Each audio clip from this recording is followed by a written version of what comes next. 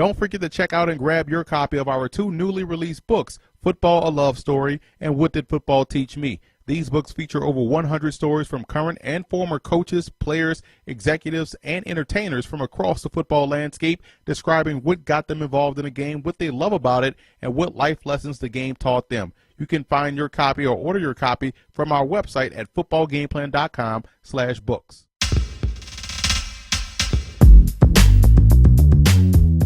Welcome to footballgameplan.com, where football makes sense. I'm Emery Hunt, the czar of the playbook, bringing you our preview of the 2016 NFLPA Collegiate Bowl, which will take place in the greater Los Angeles area in Carson, California from January 18th through the 23rd, and will be broadcast on ESPN2, 6 p.m. Eastern Time on the 23rd. Now, all practices will be on the Watch ESPN app and on ESPNU, and our own Brandon London will be there providing coverage on Wednesday, Thursday, and Saturday, so be sure to follow him on Twitter at Cultured Athlete. He does a great job covering these games from front to back. Now, let's get into some of the guys that are on these rosters that you want to keep an eye on this week.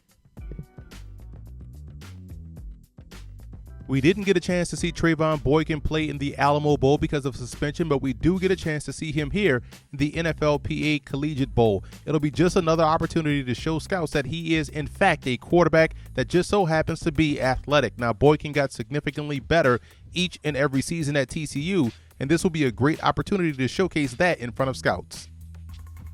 Big fan of Aaron Green's game. He has tremendous balance in short area bursts, and he has an uncanny ability to not only find but actually get to the cutback lanes that on the surface and from the naked eye seem impossible to do so. As a former running back, it looks impossible to get there, but he definitely does it consistently. And he has a lot of Trey Mason-like skills, who now plays for the Los Angeles Rams. Tamarick Hemingway out of South Carolina State is a natural receiver in a tight end's body. Yes, he still can fill out his frame and can stand to improve his blocking a little bit, but you can't undersell his ability to run routes very well, beat man coverage, find soft spots in the zone, and make great catches consistently. He's another fine tight end prospect coming out of this program.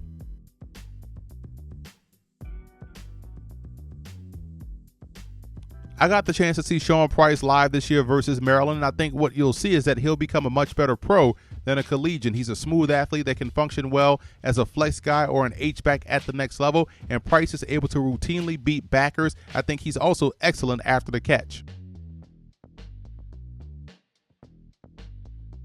I've seen 3 years of tremendous growth from the game of Fordham's Garrick Mayweather. Running back Chase Edmonds, who's an outstanding prospect in his own right, made a living running behind big number 76. And Mayweather also played big in all of Fordham's big games versus their FBS opponents. So keep an eye on him throughout this draft process.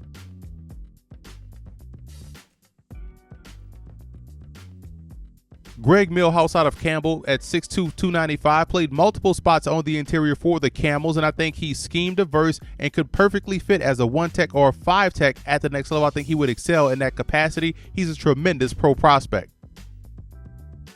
While the Rattlers didn't have a ton of team success, that didn't stop linebacker Akil Blunt from having personal success. The 6'2", 245-pound son of former NFL great and Hall of Famer Mel Blunt had 75 tackles, 7.5 TFLs, and 2 interceptions. He's always around the football, making impactful plays, and definitely has a bright future ahead of him. To say Deion King is a tackling machine may even be an understatement. He led all of college football, both FBS and FCS, in tackles with 163 and averaged 14.8 TFLs a game, which are tackles for losses, which also led the country. He was an All-American at Norfolk State. He had back-to-back 21 tackle games versus Old Dominion and Marshall. So there's a lot of buzz surrounding King as the next great linebacker to come out of an HBCU.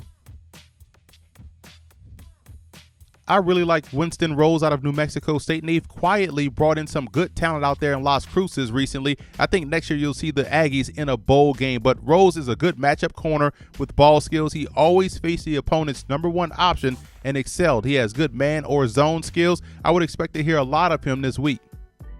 So just to recap, all of the practices will be on the Watch ESPN app and also ESPNU. Our Brandon London will be there covering the practices on Wednesday, Thursday, and the game on Saturday. You can follow the website for more updates on the rosters, to see the complete rosters at collegiate.nflpa.com, and also on Twitter at NFLPA Bowl.